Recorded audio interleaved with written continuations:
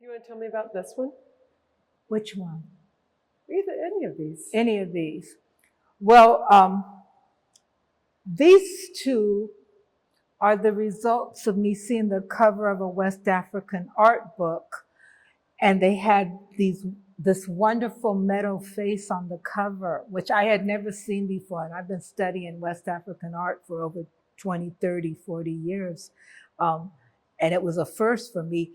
And in Ile-Ife, they have these 9th century bronze naturalistic faces. And I knew about those. This is in West Africa, not far from Nigeria. But I hadn't seen this particular type of face before.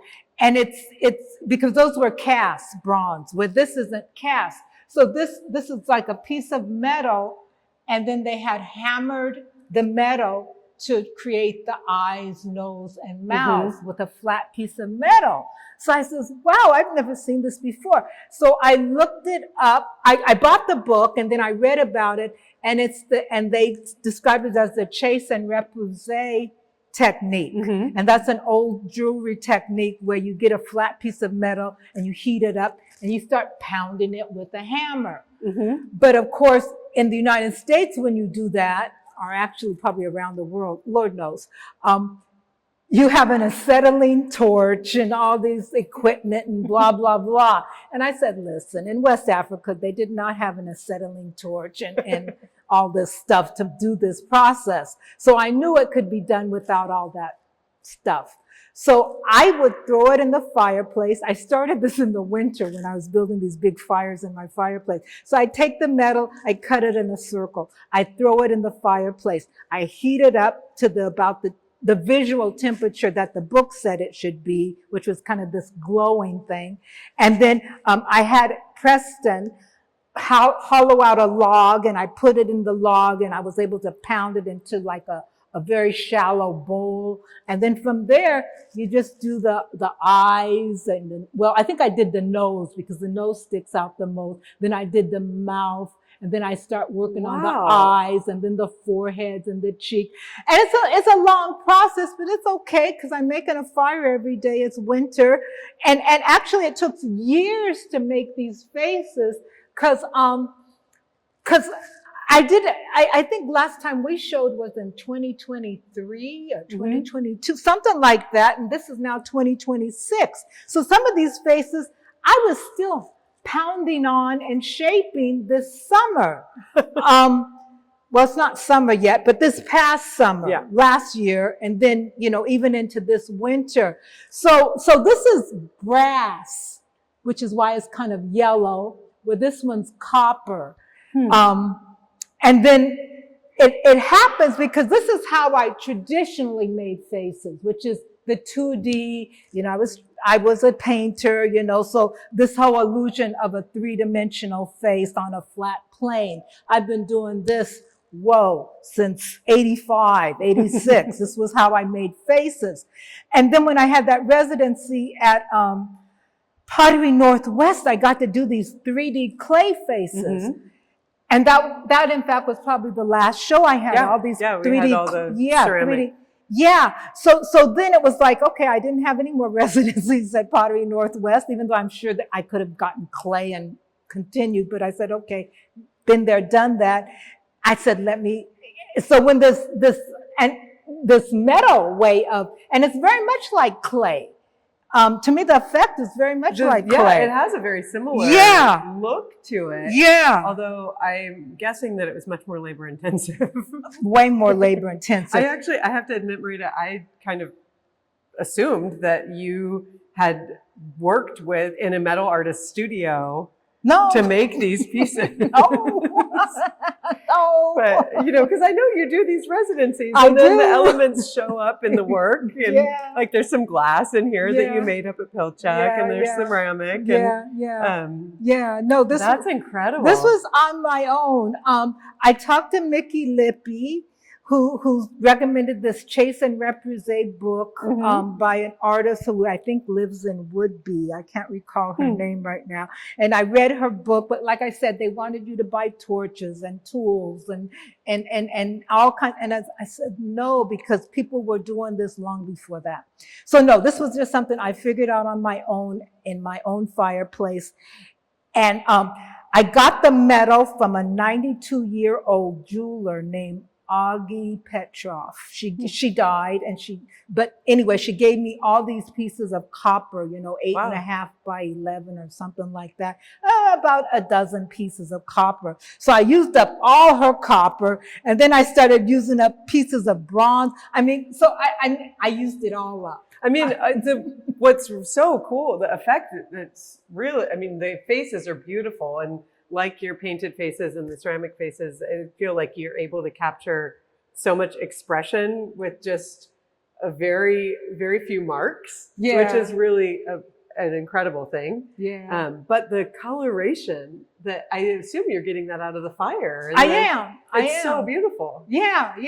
That when you throw it in the fireplace, and it's copper or bronze, but you get more interesting things with copper. You just get this patterning going on, which works really well with the fabric.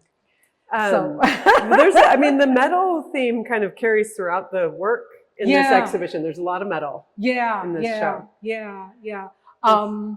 Still getting things from folks, like this was a stand for, what do you call it? When you have a keyboard stand, which looks like skis or something like that. Me and my good friend, Steve Jensen, we collaborated on this piece where I did the body and he did the rest of the boat and the skull. This is an example of the, I think this is bronze or brass versus copper. So you got more of the yellow going on. So this is how it came up. I came up with the title Ancient Ones because to me, they started looking very old. And also the idea that metal will last a very long time. I do think about that with my art. I remember years ago, I was called, well, fabric only has so much life to it. Your pieces won't extend, into the far future. And I says, well, metal and glass certainly will, especially glass. Glass never goes away. Even when it breaks, it doesn't go away. So a little bit of wood. In this case, we've got spools. Again, people are giving me sewing spools. I get the pulleys, the, what do you call those, floats from boats and all. Piano, the pedals from a piano. Okay. I think this is part of a disc brake. Lord knows, I'm not sure. Things get pretty strange. But yeah, the pedals off of a piano for that piece. So this, I was given a bunch of very old glass, I think back in the 70s and 80s, the early days of Pilchuck, but by my good friend Dick Weiss. And the thing with glass, you need to have a hole in it to attach it. So I had this residency at a place called Sitka, which I thought was Alaska, but it was not. It actually is someplace in Oregon, and I can't even remember the name of the little town, but it's down there by Depot Bay or whatever. And the little art center is called Sitka.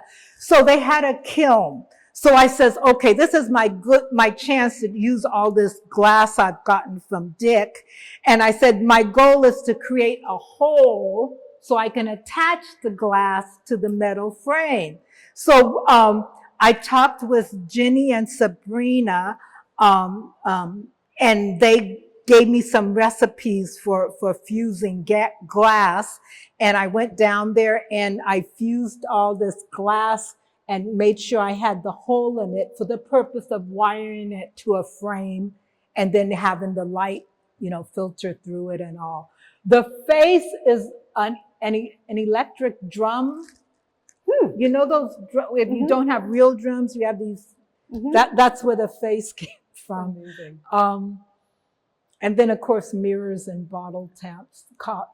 And So it's a little bit of everything. So this is how, and I like this, but glass is so fragile. Meaning at Pilchuck, I was pouring really thick cast glass, not fragile. But this kind of glass is so fragile. So it's like, but I like it. I like it, but it's awfully fragile. Will you talk a little bit about what you're representing in the work, the figures and old ancient beings.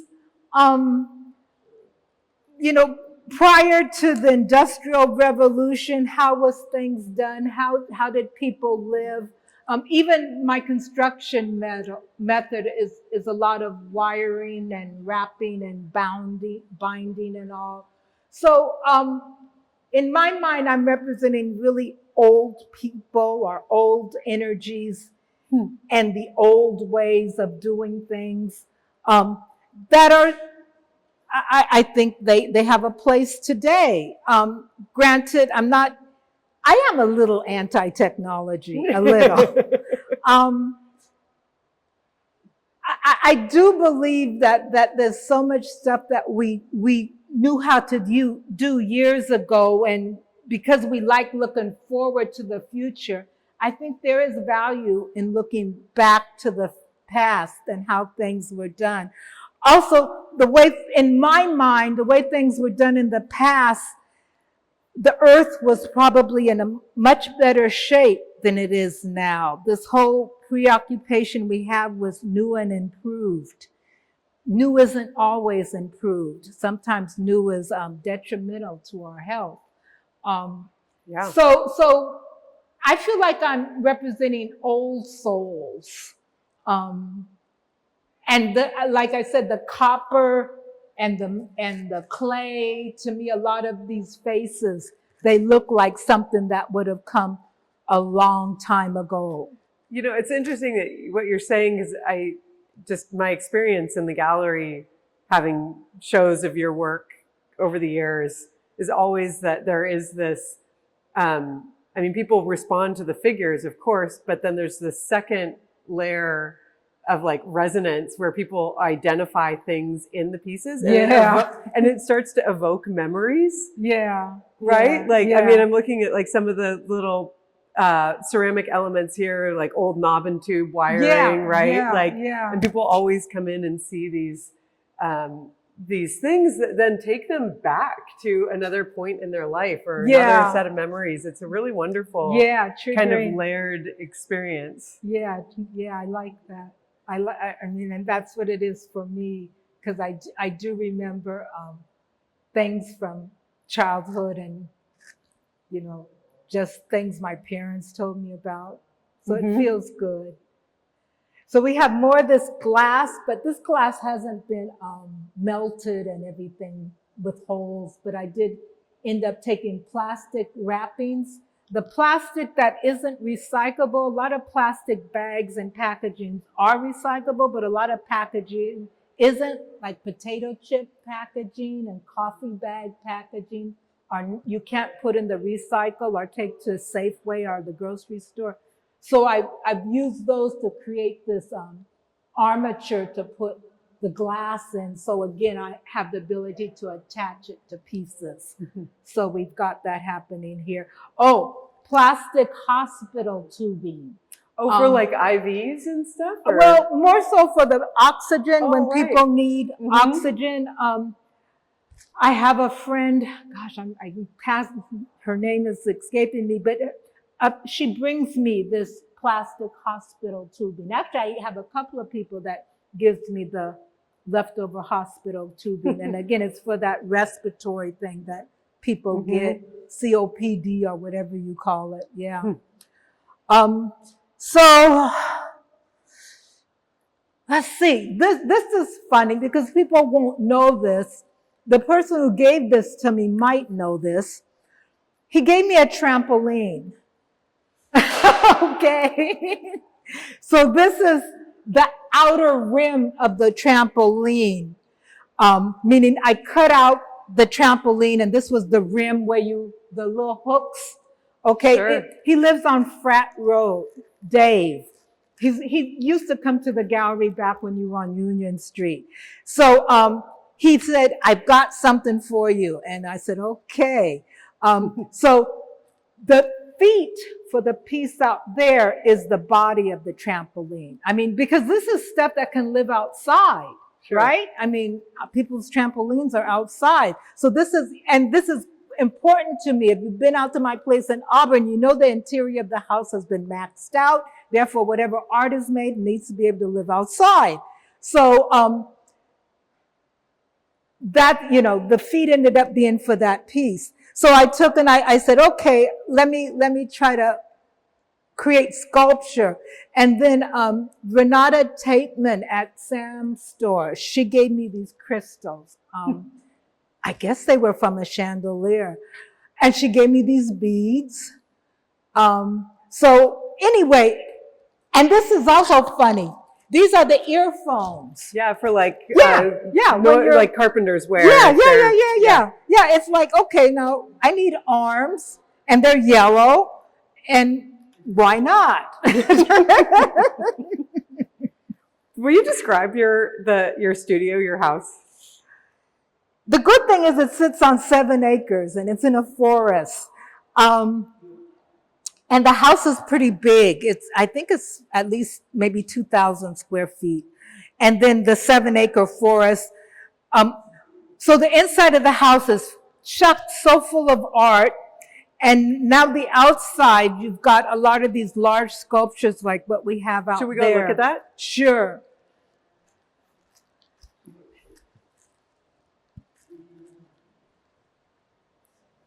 I mean, because it's so incredible to be in your on your property, and you walk into the backyard, and you have all these tall trees, and then these figures. Yeah. So there's more figures now than there were last time you were there. Let's put it that way. There's at least a dozen. This is probably the largest of the dozen. But there are at least 10 more that are close to this size. Is her face made from the trampoline material too, or is that different? The face is from Seattle Curtain. I had a commission at Seattle Curtain, and they had those blackout blinds. Okay. And so this was leftover fabric from those blackout blinds. So the face is that, but it is similar to this trampoline fabric that I have on the feet. It's just a little, I think it's actually better, meaning it's woven and just higher quality fabric. And then the paint is, I want to say the paint is fabric paint, acrylic paint, different kinds of acrylic paint, I believe. Not even oils. Sometimes I try to use oils, but and then again, more of these bags that are plastic bags that are not recyclable, because if the plastic makes a noise, you're not supposed to put it in the Safeway or Fred Meyer, but if it makes a noise, then you can't recycle it. But then Ridwell will take them even if it makes a noise, because they said you're supposed to crunch it, and if it makes crunchy noise, you're not supposed to put it in there. I read up on this. I think it's all very fascinating. So anyway, this is the bags that you can't recycle, apparently. So, but there's a lot of these on the property, and they're everywhere, and they're now attached to the trees. So some of the ladder I use can get me up about 15 feet. This is about 12 feet. So some are a little taller than this, and they're just standing figures attached to trees. So this is kind of where I am. You go out there and it's like, whoa. And then you go in the house and it's even more. It's incredible. I mean, it's actually like a work of art in and of itself. I mean, it feels like walking into one of your pieces. That's it's incredible. True. That's incredible. True. Yeah. What are you going to work on next, Marita? Do you know? I guess more of these, meaning they're all in various stages of completion. Even for me, this I would you know, I may go back and try to make the legs a little longer because I looked at it and I said, to me, the legs look a little short. So so I'm always adding to and changing the pieces. So just a continuation of making the pieces better and better and better. 20 years from now, I might have a masterpiece. You never know. Well, thank you so much for walking through the exhibition with us. I appreciate it. All right. The show for all of you is up through the end of May 30th. I hope you'll come and see it in person and explore this work because it's so much more rich and detailed and vibrant than we can possibly get in video. So join us, and thank you, Marita. Congratulations on a beautiful exhibition. Thank you. Yeah.